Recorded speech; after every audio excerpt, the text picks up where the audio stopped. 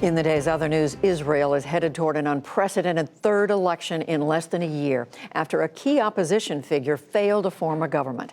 Center-right leader Benny Gantz announced that he could not secure a ruling majority in parliament. Right-wing Prime Minister Benjamin Netanyahu had already fallen short. The potential kingmaker, longtime politician Avigdor Lieberman, refused to endorse either man for prime minister.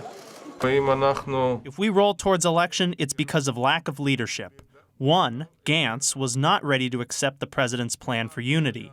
And the other, Netanyahu, was not willing to separate from his ultra-Orthodox Messianic bloc.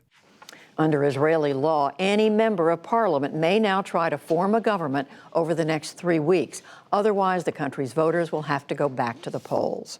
In neighboring Syria, Israeli airstrikes hit dozens of sites used by Iranian forces to support the Syrian regime.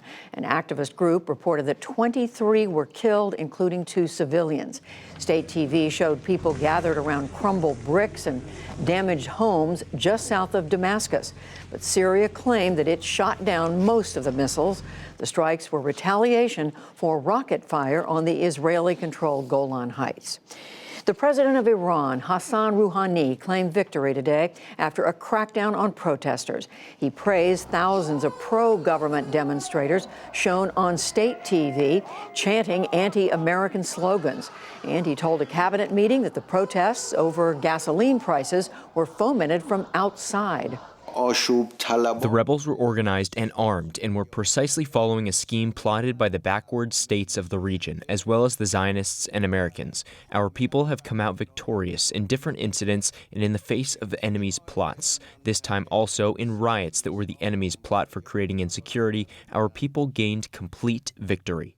Amnesty International says more than 100 people have been killed in Iran's crackdown. Tehran says that number is speculative.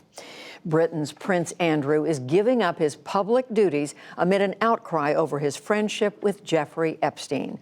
The prince said today that the issue has become a major disruption to the royal family's charitable work.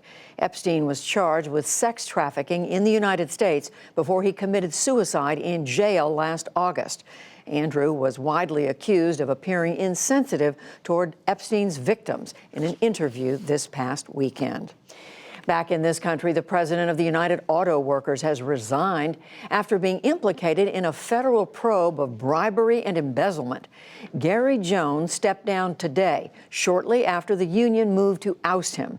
Also today, General Motors filed a lawsuit claiming that Fiat Chrysler bribed UAW officials for special breaks in labor agreements.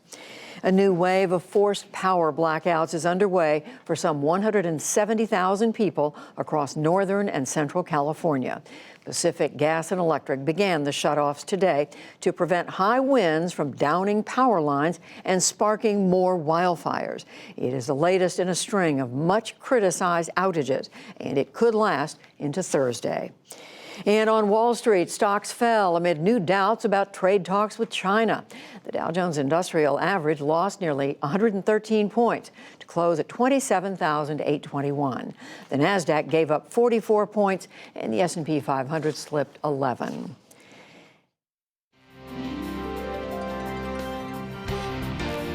This is the PBS NewsHour from WETA Studios in Washington and in the West from the Walter Cronkite School of Journalism at Arizona State University.